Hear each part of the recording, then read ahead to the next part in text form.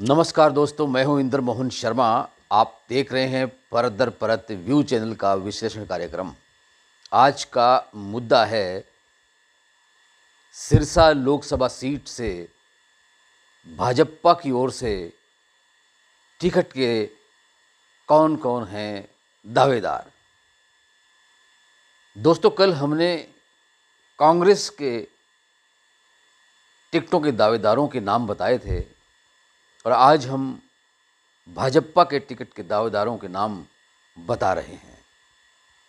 हालांकि सिरसा लोकसभा सीट से sitting MP हैं वो भाजपा की ही हैं, सुनीता दुग्गल।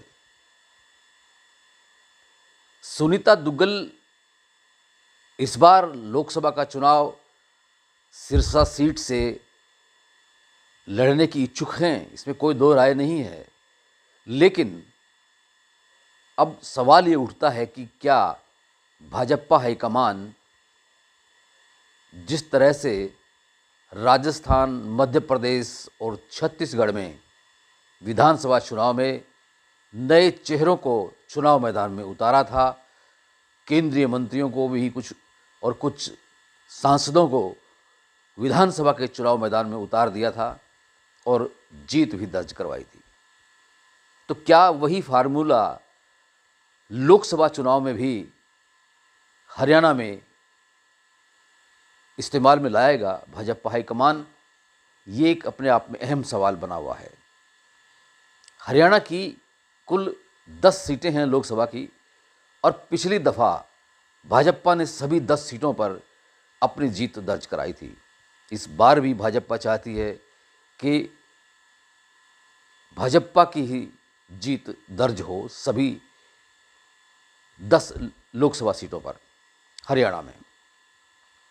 लेकिन अब उस जीत को दर्ज कराने के लिए क्या अब वो नए चेहरे चुनाव मैदान में उतारेगी या फिर उन्हीं पुराने चेहरों से चुनाव लड़ेगी? फिलहाल हम जिक्र कर रहे हैं सिर्फ सिरसा लोकसभा सीट का। तो सुनीता दुग्गल पिछले कुछ दिनों से सिरसा ज़िले में विभिन्न कार्यक्रमों में शिरकत कर रही हैं और मीडिया से रूबरू होते हुए उन्होंने ये कह भी दिया कि वो सिरसा लोकसभा सीट से ही चुनाव लड़ेंगी और लड़ना भी चाहती हैं। लेकिन सवाल यही कि क्या भाजपा हाईकमान उन्हें दोबारा सिरसा सीट से चुनाव लड़ाएगा? वैसे टिकट के दावेदारों में अभी कुछ नए चेहरे भी आ रहे हैं और ख़ास तौर से वो रिटायर्ड आईपीएस अधिकारी हैं।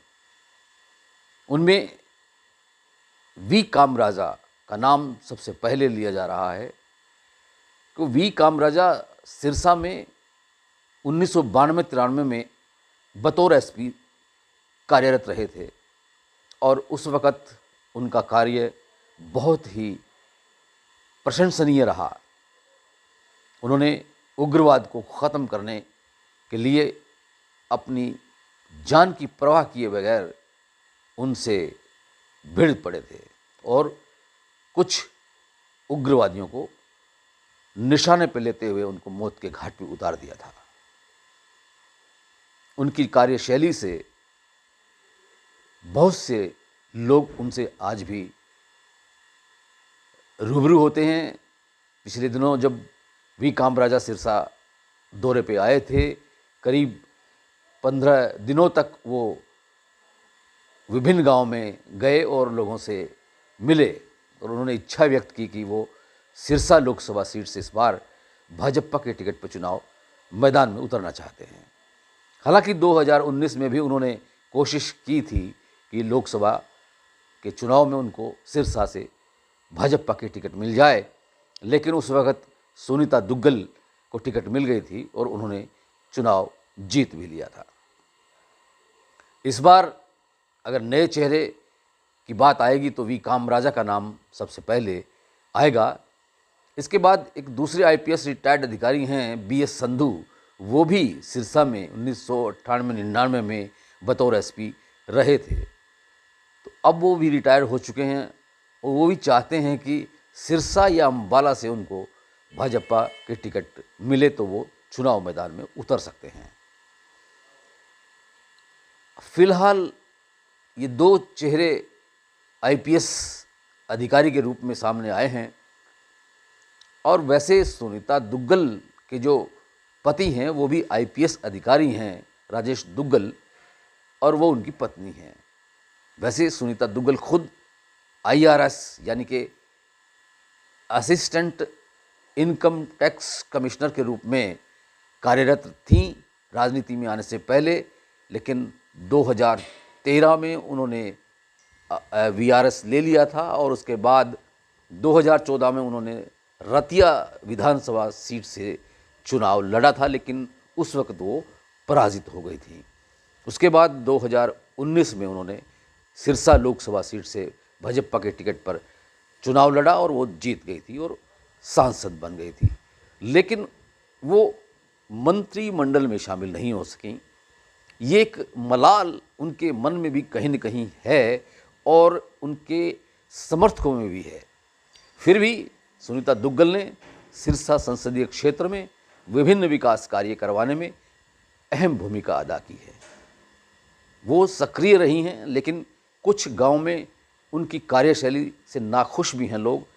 अब देखते हैं कि इस बार सिरसा लोकसभा सीट से क्या सुनीता दुग्गल को फिर से चुनाव मैदान में उतारा जाएगा या किसी नए चेहरे को आजमाया जाएगा।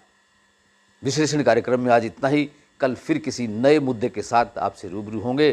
तब तक के लिए इंद्र मोहन शर्मा को इजाज़त दीजिए और अगर ये चैनल आपने सब्सक्राइब नहीं किया है तो सब्सक्राइब ज़रूर कर दीजिए, बेल आइकॉन के बटन को भी दबा दीजिए और ये अगर वीडियो पसंद आया है तो इसे लाइक कीजिए और शेयर कीजिए। आपका बहुत बहुत शुक्रिया, बहुत बहुत धन्यवाद।